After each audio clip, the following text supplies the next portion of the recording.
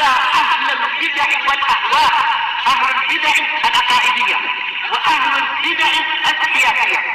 أنا أقول بيننا وبينكم السلف، بيننا وبينكم الكتب، كان فيقول البدع بيننا وبينكم. Bismillahirrahmanirrahim. Alhamdulillahi rabbil alamin. Ashhadu an la ilaha illallah wahdahu la syarikalah wa ashhadu anna Muhammadan abduhu wa rasuluh. Allahumma shalli ala Muhammadin abdika wa rasulik wa ala alihi wa ashabihi ajmain, amma ba'd. Kita di akhir-akhir muka surat 31. Masih apa? Perkara-perkara yang tidak membatalkan puasa. Oh, udah lebih ya. Oh iya, 33 betul. Qala Syekhuna Radman Al-Hubayshi hafizahullah, al-khamisa asyar al-qals. Yang ke-15 yang tidak membatalkan puasa, qals bi fathil qaf wa sukunil lam wa fathiha. Boleh qalas, boleh qalas. Wa huwa an yablugha ta'amu ilal halaq wa rubama ilal fam. Yaitu makanan yang sudah ditelan, sudah masuk perut, mungkin karena suatu proses dalam perut, tahu-tahu tertolak naik ke atas lagi sampai ke kerongkongan. Boleh jadi sampai masuk ke rongga mulut. Waqad yarji'u ilal mi'dah, terkadang kembali lagi ke perut. Idza kana ilal halaq wa yahsulu lisyab'an, apabila dia sampai ke tenggorokan, dan itu biasanya terjadi pada orang yang sudah kenyang. Mungkin perutnya terlalu penuh, akhirnya ketika diproses ada yang terlempar naik lagi ke atas. Wa amma hukmuhu fa idza kharaja summa ata bi ghairi ikhtiyarih lam yufattir. Jika makanan tadi keluar lalu kembali lagi masuk lagi ke rongga perut tanpa pilihan orang itu, maka ini tidak membatalkan puasa. Wa idza batala'ahu amdan fa innahu yufattir. Tapi kalau dia sengaja menelannya lagi, maka ini membatalkan puasa. Karena sudah terlanjur masuk ke mulut, berarti apa? Jangan dimasukkan lagi ke dalam perut. Kemudian yang ke-16, al-qiblatu wal mubasyaratu lis-shaim.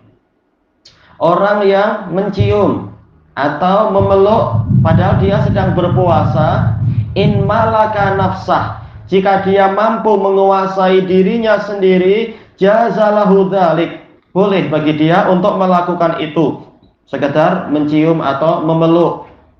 Wa illa fala, namun jika dia tidak mampu menguasai diri, dikhawatirkan berlanjut ke yang lebih berbahaya lagi, maka tidak boleh dilakukan. Wa hadza qaulu Syafi'i was Tsauri, ini pendapat Asy-Syafi'i dan Tsauri. Wa innama mana aliman la yamliku nafsah, hanyalah Nabi Shallallahu Alaihi Wasallam melarang orang yang tidak mampu menguasai dirinya sendiri. Ini kembalinya ke hadis Aisyah tentang masalah ini. Yaitu apa? Rasulullah hanya melarang untuk orang yang tidak mampu menguasai dirinya sendiri.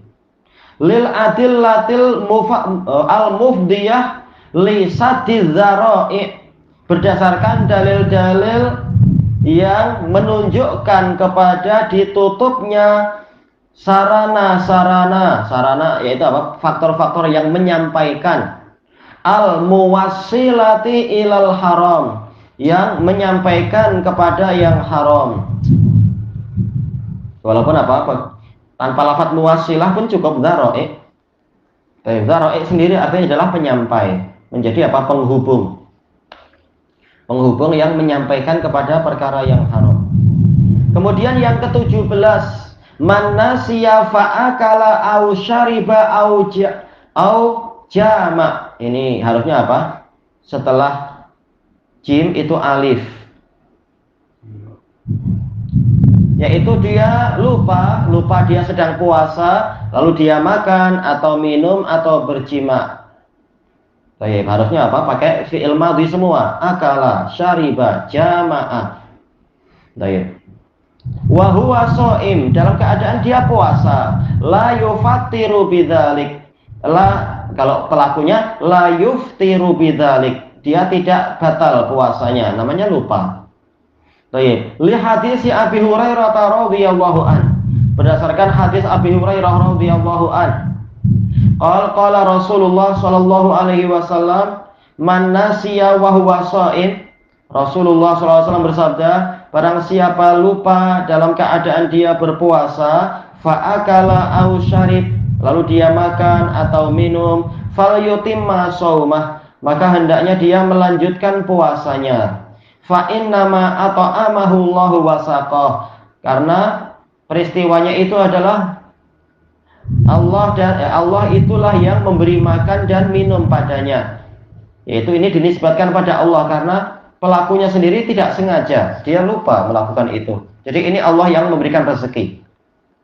Akhrajahul Bukhari wa Muslim. Wa an Abi Hurairah radhiyallahu anhu anna Nabiyya sallallahu alaihi wasallam qala, man aftara fi ramadhana nasiyan fala qada'a wala kafarah.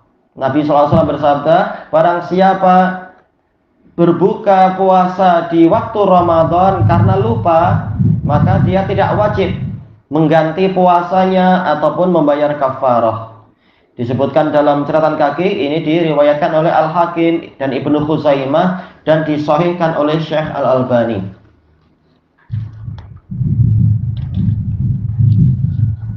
Tanbihan, ada dua peringatan.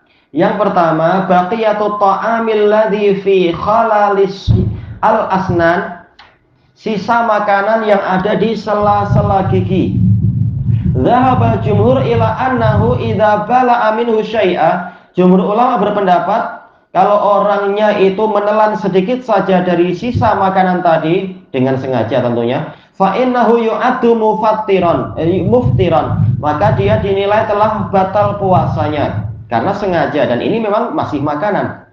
Wa huwa qaulu Malikin wa Ahmad wa Syafi'i. Ini pendapat Malik, Ahmad dan Syafi'i, wa huwa shahih, dan itu yang betul. Wa huwa tarjihu syaikhina kama fi Ithafil Kiram. Ini juga yang dikuatkan oleh Syekhuna Yahya dalam Ithaful Kiram. Li'annahu yu'addu akla ta'am, karena orang ini dinilai memakan makanan walaupun hanya sedikit. Wa yumkinuhu al-ihtirazu min, dan memungkinkan bagi dia untuk berjaga-jaga dari makanan tadi. Yaitu apa? Disikat baik-baik, dibersihkan, mungkin pakai dental floss lalu dibuang. Baik. Nah, adapun kalau sudah tidak mampu lagi, sudah ada partikel yang terlampau kecil, ini jelas di luar kemampuan kalau tahu-tahu tertelan. Yang penting tidak sengaja. Wala tad'ul hajatu ilaih, dan hajat tidak menyerukan kita untuk melakukan itu. Iya, untuk apa juga kita menelan makanan sekecil itu? Enggak buat kenyang juga. Maka buang saja, ludahkan saja. Yang kedua, baqaya ta'amil ladzi yusahibur riq. Sisa makanan yang menyertai ludah, yaitu apa? Terlalu kecil, larut dalam air ludah. Bagaimana ini? Nah, ini angka 3 tak perlu sebenarnya. Ini sekedar salah cetak dari mungkin sekretari beliau. Ketika di enter muncul angka 3. Qala Ibnul Mundhir rahimahullahu taala, ajmal ulama wala annahu la syai'a 'ala shaim. Para ulama bersepakat bahwasanya tidak ada dosa sedikit pun bagi orang yang berpuasa fima yabla'uhu, terhadap apa yang dia telan, mimma yajri ma'arrik, dari sesuatu yang mengalir bersama air ludah, yaitu saking kecilnya dia tak tahu ada makanan di situ, ada partikel makanan yang sangat kecil, disangka ini air ludah biasa di mulut. Tayyib. Mimma baina asnani, dari makanan yang diantara gigi dia tapi terlalu kecil dan halus, tak mampu untuk diketahui lalu dibuang. Mimma la yaqdiru ala raddih, yang pelakunya tidak mampu untuk menolaknya. Qal Ibnul Mundhir juga mengatakan fa in qadara ala raddih, adapun jika dia mampu menolak, dia tahu oh ini ada sisa makanan sedikit kot. Nah, kemudian apa? Dia mampu untuk meludahkannya misalkan, fabtala'ahu amdan, lalu dia menelannya dengan sengaja, harusnya kasih itu ya alif dan tanwin, amdan. Qala Abu Hanifah la yufattir. Abu Hanifah la yuftir. Abu Hanifah bilang orang ini tidak berbuka, tidak batal. Tapi ini tentunya keliru. Wa qala sairul ulama yuftir. Seluruh ulama yang lain mengatakan ini orang ini batal puasanya. Wa bihi aqul, kata Ibnu Munzir, dan inilah pendapat saya. Sesuai dengan pendapat ulama yang banyak yang lainnya. Kemudian disuruh lihat Al-Majmu' dan Al-Mughni. Wa qala Syekhuna Yahya hafizahullah kama fi Ithafil Kiram. Syekhuna Yahya dalam Ithaful Kiram mengatakan an baqayat ta'amil mutahallil ma'arik, tentang sisa-sisa makanan yang larut, mutahallil, larut bersama air ludah, la yadurrus shaum, ini tidak membahayakan puasa. Baik, intaha bitasarruf. Kita lanjutkan al-waqafatu tasi'ata asyrah. Nasihat yang ke-19. Al-a'dzarul mubihatu lil fitr fi nahari Ramadan. Udzur-udzur yang menyebabkan diperbolehkannya berbuka di siang hari Ramadan. Al-a'dzarul mubihatu lil fitri fi nahari Ramadan ahada asyara uzran. Udzur yang membolehkan berbuka di siang hari Ramadan itu ada 11. Yang pertama al-marad, yaitu sakit, dengan penjelasan yang ma'ruf. Kalau sekedar pening kepala sikit atau sakit hati dikecewakan orang, tentunya ini tidak masuk dalam pembahasan. Yang kedua as-safar, yaitu perjalanan yang jauh, yang memang secara uruf itu dikatakan perjalanan. Adapun kalau ditanyakan oleh sebagian orang, ini kalau saya sekedar berlari atau berjalan mengelilingi lapangan sepak bola 1000 kali, ini saya safar tidak? Nggak safar lah. Walaupun kalau dihitung sudah sekian puluh kilometer barangkali. Tapi dia masih di kampungnya sendiri, cuma pusing-pusing, entah kenapa pusing-pusing, olahraga. Maka ini bukan safar. Yang ketiga al-hamil, yaitu wanita yang mengandung. Yang keempat al-murdi', wanita yang menyusui. Ini tentunya dengan perincian-perincian. Kalau kehamilannya itu dia khawatir akan menyebabkan badannya, kalau dia puasa jadi lemah dan sebagainya, boleh dia berbuka. Tapi kalau sekedar kehamilan yang dia sendiri merasa ringan, tak ada apa-apa, maka jangan berbuka. Baik, al-murdi', yaitu yang menyusui. Yang kelima al-haid. Yang keenam an-nifas. Yang ketujuh mulaqatul a'da'i liqitalihim, berjumpa dengan musuh untuk memerangi mereka. Baik, Nabi mengizinkan itu dan bahkan memerintahkan itu. Demi apa? Agar jangan sampai tentara Islam kalah karena mereka puasa dan lemah. Maka berbuka dulu, puasa insya Allah boleh hari yang lain. Yang ke-8 sobi, yaitu masih anak-anak, dikasih udzur, dilatih. Tapi kalau sudah nangis-nangis, sudah tak kuat dan nampak memang ini layak dikasih udzur, kasih udzur. Kemudian yang ke-9 al-majnun, orang gila, akalnya masih hilang. Kemudian yang ke-10 al-ajz, yaitu kelemahan, memang sudah tidak mampu, mungkin sudah tua renta dari kalangan lelaki ataupun perempuan dan sebagainya.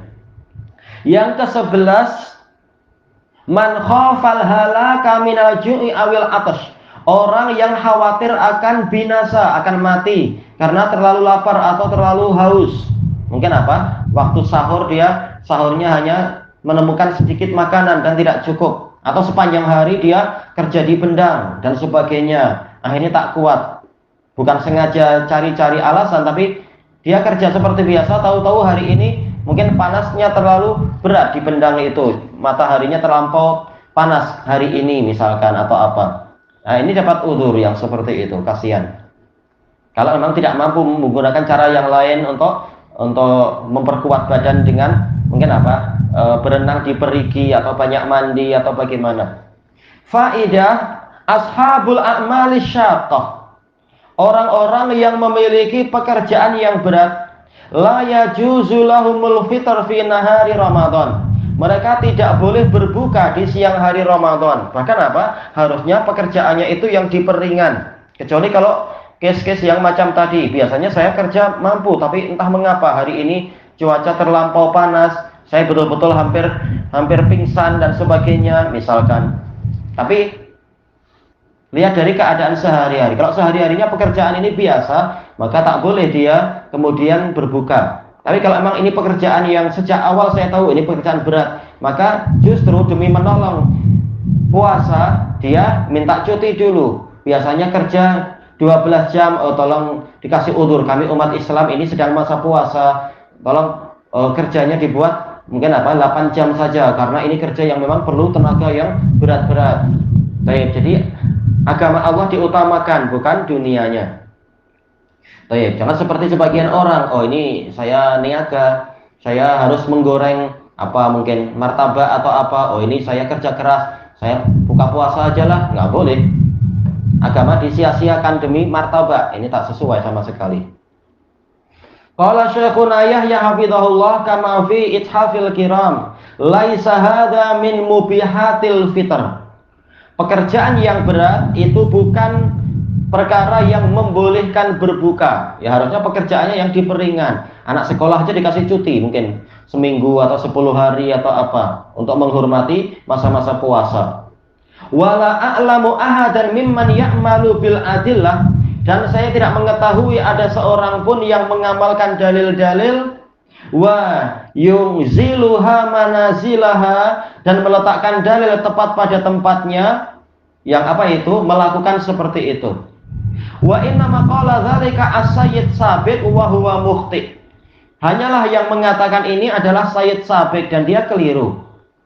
Dengan fatwanya itu? Wa tu'tabaru hadhihi dhimna akhta'ihi fi fiqhi sunnah. Dan ini terhitung sebagai bagian dari kesalahan-kesalahan Sayyid Sabiq dalam fikih sunnah. Dia dari kalangan Ikhwanul Muslimin secara umum.